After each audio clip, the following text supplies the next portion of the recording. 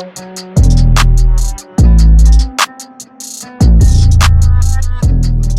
guys, it's your one and only Waka Waka Doctor here, bringing you the best of travel all around the world. And as always, I want to say thank you to everyone who's always watching.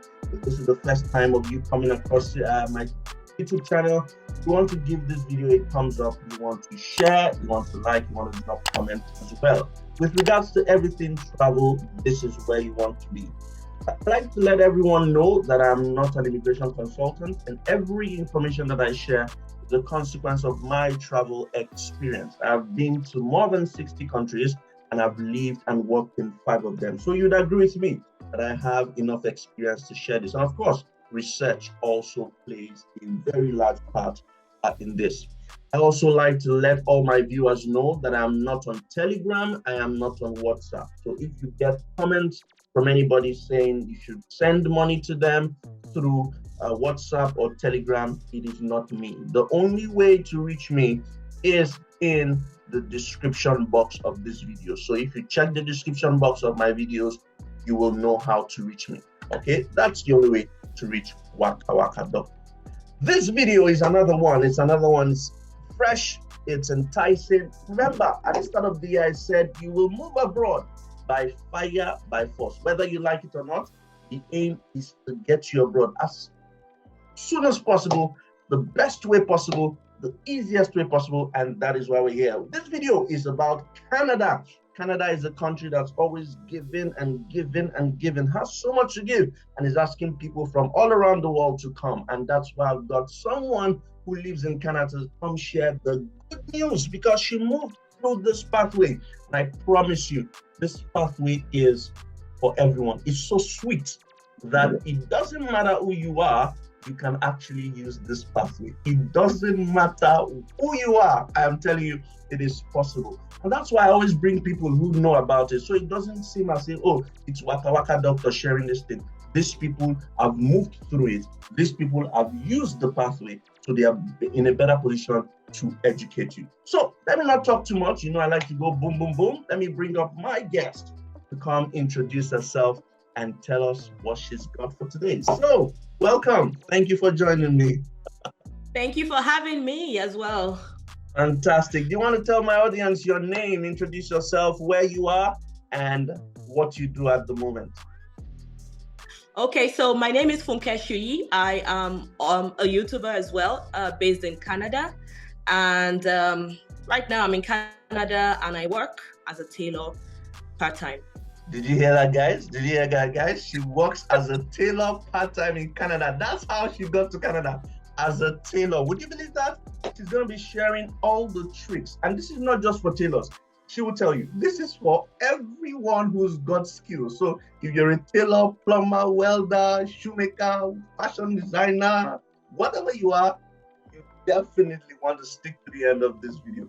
Can you tell us briefly, how did you get to Canada? When the first interaction we had, and you said you went to Canada as a tailor. I know I've heard about it. It's not as if I've heard about it, but I've not found someone who did. So it was amazing to hear that this is possible and you've done it. So you want to share with us briefly how you got to Canada as a tailor?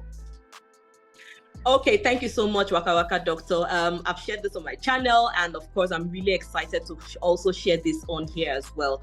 So I would say my journey started all the way back, as far back as I think 2016.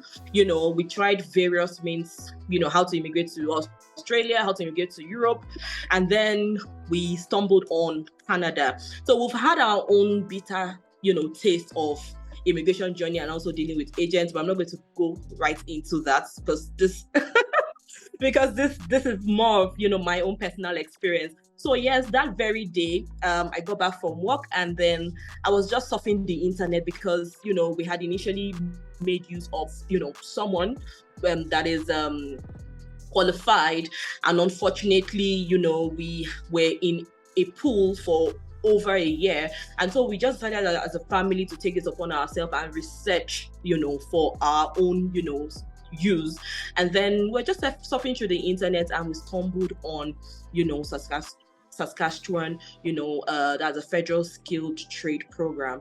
And at that point in time, there was a new NOC code that was just recently launched, and it was for tailors. It's like a 4-in-1 NOC code. So if you're a tailor or a furrier or a millionaires are those people that make hats. Furriers are those people that, can add furs like hair, all those delicate hairs. So there's a special visa for those who can't. I tell you, and then you have alterationists. Alterationists are those people that make adjustment, like your typical obioma that you have in Nigeria. So, and I'm like, I am all of this in one. Why not? Since I have the experience, I have the trainings, and I've done some certifications also in this regards. Let me put in for this. And all of this happened right on my phone, because it was a typical Niger day. When you enter the traffic, you get home, just want to rest a bit before you start doing one or two things. And then right there and then, it took me less than 10 minutes to submit an expression of interest. And as soon as the expression of interest was sent, I didn't even inform anybody about it. I didn't tell my husband about it, because it was just casually done. And when you've had your share of disappointments, when they've served you breakfast on different level and you've been waiting, and it's as if disappointment is now like a norm, right? So I didn't just want to share with anybody, and we did that. And under 2 days, he got an invitation to apply for that particular occupation. 2 days? Under the 21. 2 years. Okay, fantastic. So just 2 years. We're going to be 2 years in March. Fantastic. Okay, so that's a very interesting story, and thank you very much for sharing. The meat of the gist is what people want to hear. And I heard one, we're speaking before, you said it's for not just tailors, even welders, plumbers, and men. Can you give us a list of all these roles and skills that are wanted in Canada, and then talk us through the process? I know it's a long one, but talk us through the process. I always tell my people, whatever links are required, I will put it in the description box of this video. So don't worry about any links, but just listen as to how you can do it and the steps involved. So if you talk us through that. Okay, so basically, under the express entry, stream, under the express entry stream, you have about 3 subcategories. So you have the federal skill, worker program, you have the federal skill trade program, and then the Canada experience class. So for this particular topic, we are focusing on the federal skill trade program. And this is a pathway to permanent residency. So if you submit an expression of interest for any of this trade that I'm going to be mentioning shortly, that means that, you are coming in as a PR, you're landing as a permanent resident. And of course, you're not landing alone. If you are a family person, you are welcome to, bring in your dependents, to bring in your spouse. So you have occupations like welder, plumbers, decorators, carpenters, cable liners. There's a particular electricians, name, maybe electricians, any, Isha trade, basically, that you use your hands to do. It's over 700 occupations, trade occupations, if I'm not mistaken. But yeah, it's a whole lot. And you also have welder. In fact, one of my subscribers recently got an invitation to apply as a welder. And we had a one-on-one consultation. We discussed about the documentation and all of those things. And even just yesterday, as I was discussing with you, another subscriber got her invitation to apply to come in as a baker. So these are trades. There is a huge demand, apart from having the aging population, in countries like here in North America and also in Europe. There are lots of, opportunities and openings when it comes to searching for skilled trade, people that can, cover up and carry out jobs like this. Wow. Okay. So that's very good. So what are the steps now involved? So if let's assume I'm a tailor. Okay, you are a tailor. So did you have to write IELTS? Did you have to submit your documents? Did you have to go for biometrics? What were the steps you took from the day you found out? What steps did you take to the end? So because I submitted my expression of interest through the province, you also have the opportunity to submit your expression of interest directly on the express entry portal. But the good thing about submitting through the province is that, especially if you are above the age of 35, if you are 45 years of age, if you are 40 years of age, then you may want to consider going through the province, because there are lots of benefits associated to going through the province. So one of the requirements is that for IELTS, some province welcome people that have a CLB of 4, CLB of 4.5, 5. For example, Manitoba, if you have a CLB of 5, you are welcome to apply, and that is not a showstopper. You are welcome to apply, and then if you meet the cutoff mark for each of the draws, then you can be sure that you can successfully submit, you can successfully submit your application. So yes, when I got the invitation to apply, I started putting together my documents, and this is something that most people don't like hearing about, but I always tell people it's important you just have some basic documents, okay? Like your IELTS general. And also considering that there are a lot of provinces that welcome, low CLB as low as 4, as low as 5, then you can be sure that when you write your IELTS exam, you will score at least, 6 or 5 or 4. And there is an opportunity for you to also, apply or put in an expression of interest. So apart from the IELTS, it's important that if you have a degree certificate, you need to, assess that certificate. And we all know the organization that is WES. So if you can... It's not compulsory to have a degree. Is it compulsory? No, it's not compulsory. If you have a certificate, if you have a diploma, a normal trade certificate that you obtain from any of these technical schools is sufficient, just depending on your level of education. So if you have a certificate, is welcomed. If you have a diploma, it's welcomed. If you have a degree, all well and good. If you have a master's, fantastic. So it's a pathway for everybody. It's not, you don't have to have a degree certificate for you to submit an expression of interest for any of these trades that I had. And would you need a certificate from maybe your organization of tailors or organization of welders or something like that? Will you need to get one? Definitely. So there are some certifications that you need to have, like your apprenticeship certificate, just to show that, yes, you had undergone some form of training.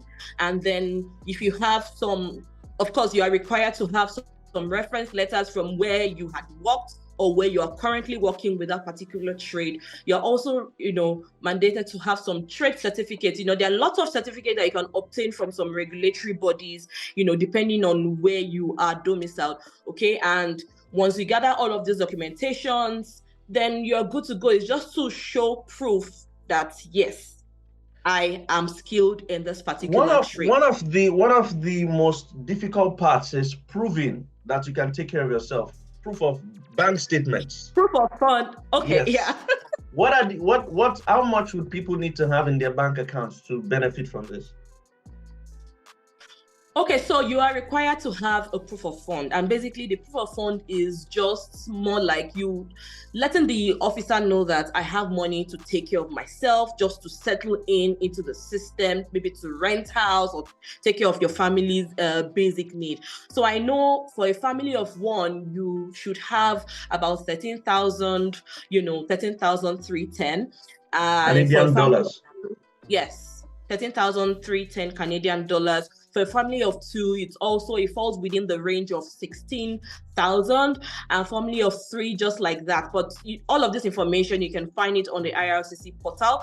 But from my own personal experience, we are currently a family of 4, and so we have to show proof of fund for a family of 4, and this is children. So the thing is, so you mean while you're doing the whole process on the website, you'll be getting a list of the requirements and list of the documents that you need to submit and financial requirements?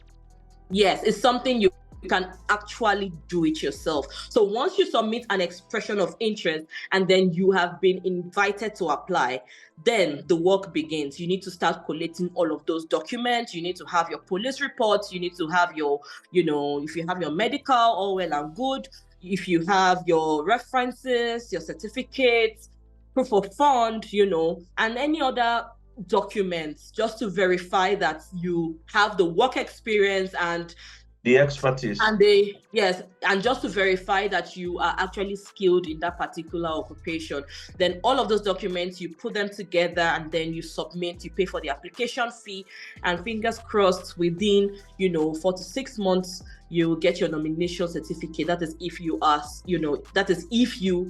submitting your application through the province. But if you just open up on an express entry profile and you put in that NOC code, and then you get an invitation to apply from the federal government, then you can be sure that between 6 to 8 months or 12 months, just depending, you will definitely get a confirmation of your permanent residency. So all right, thank you very much. Like I always say, guys, all the links that you need and to access, I will put them in the description box of this video. Of course, if you need to contact Funke, how can people contact you? Because I'm sure they will need consultations, they will need to have a chat, they will need to see some of your videos on YouTube and Instagram. How can they find you?